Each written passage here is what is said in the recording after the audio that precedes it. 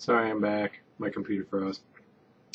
Anyway, we were looking at the story of the Russian artists, and the hung painting was it an act of rebellion, an act of expression? Were the paintings any good, or was that beside the point?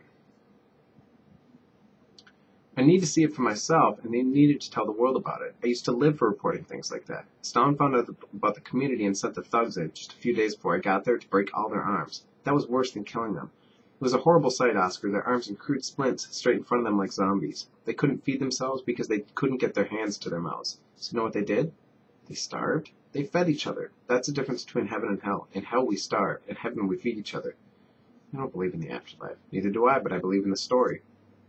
So this is another example of what people need to do when they're in difficult situations. The people in New York and the people in Oscar's family are in perfect position to help each other, to feed each other, as it were, just like the Russian artist did. And if they don't, then it's like they're in hell. If they do, it's like they're in heaven. Oscar also helps Abe Black by turning up his hearing aids, and the first thing he hears is the birds flying by, extremely close and extremely loudly.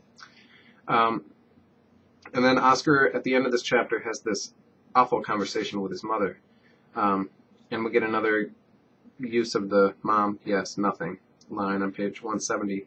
And he ends that conversation with, if I could have chosen, I would have chosen you. Oscar's mom looked at him for a second, then stood up and walked out of the room.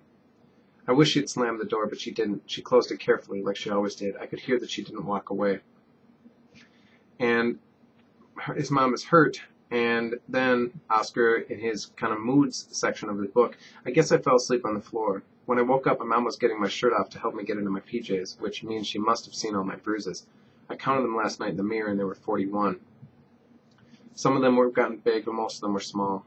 I don't put them there for her, but still, I want her to ask me how I got them, even though she probably knows, and to feel sorry for me, because she should realize how hard things are for me, and to feel terrible, because at least some of it's her fault, and to promise that she won't die and leave me alone. And that's the key line of what Oscar is feeling.